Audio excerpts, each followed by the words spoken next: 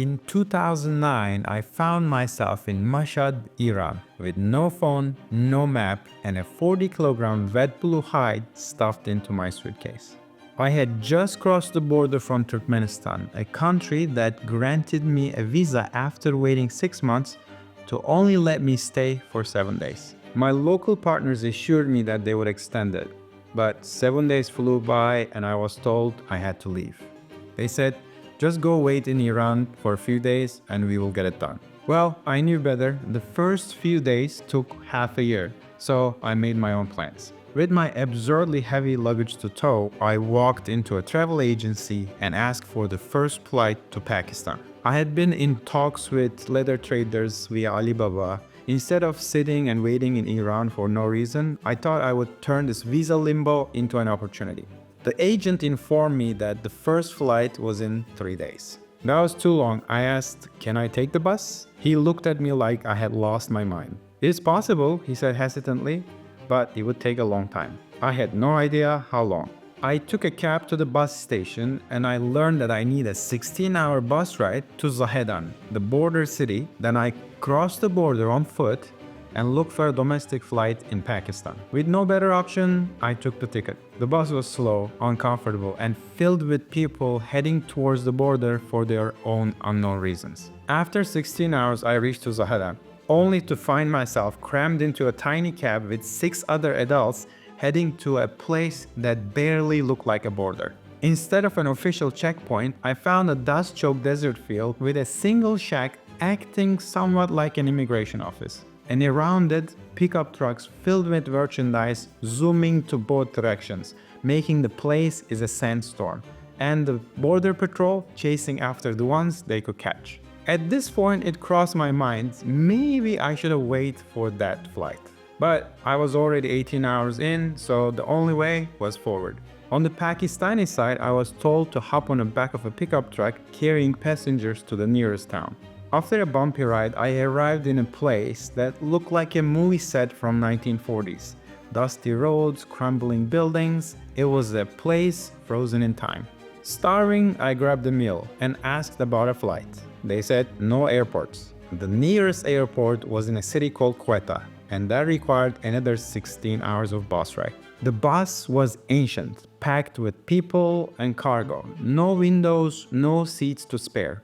I squeezed in among the passengers lying in the aisles. Balancing my oversized suitcase filled with leather smelled like a damp cave. As we rolled deeper into the Afghan borderlands, I learned that this was a hotspot of Taliban government conflict, filled with suicide bombings and clashings. Every 50 kilometers, there was a military checkpoint.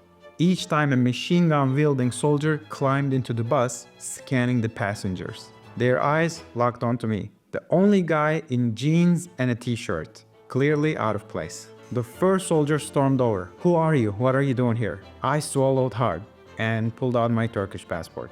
His face lit up and shouted, "Brother, salam alaikum." Just like that, I was safe. After hours of tension and exhaustion set in, at one point a bottle of water emerged and was passed down seat by seat, heading towards me. As I held the bottle, I realized everyone was looking at me. Would I drink it? Would I hesitate? I tilted the bottle and chugged it like my life depended on it. The tension broke instantly. Heads nodded in approval. I was no longer just a foreigner. I was one of them. After 48 hours of sleep, towing a 40-kilo leather in my luggage through desert, smugglers, and war zones, I finally reached Quetta. I stumbled into the first sign that said hotel, where the receptionist took my passport because he didn't believe I was Turkish, and he said, "If this passport is fake, you're in big trouble." And he sent it for verification. I didn't care.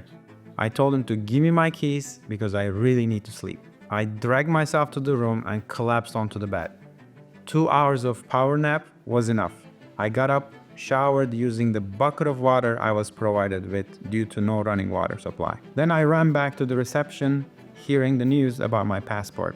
He said, "You're good to go, your passport was clear." I said, "I know." I grabbed my passport and headed straight to the airport. I never knew I would be that happy to see an airport in my life. I caught the first flight to Lahore and met my Alibaba contact. I spent 3 weeks immersed in Pakistan's leather world. I visited tanneries, met with artisans, and made my first business connections in the country. Then, on day 21 in Pakistan, my partners in Turkmenistan called me. They said my 6-month stay was approved. This time, I flew back. No more buses or pickup trucks. Looking back, it wasn't the danger, exhaustion, or the uncertainty stuck with me the most.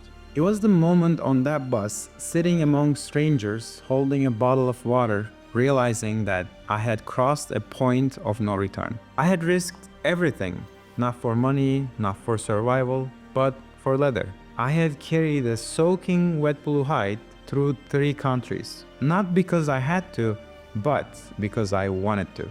And at that point, I was too young to realize why did I do such a crazy thing. But now I know it was the endless passion and love for leather. Perhaps that's what made me endure the worst journeys, longest waits, and the scariest encounters. All for the chance to learn a little bit more about the world of leather. And as it turned out, that was only the beginning. Who knew?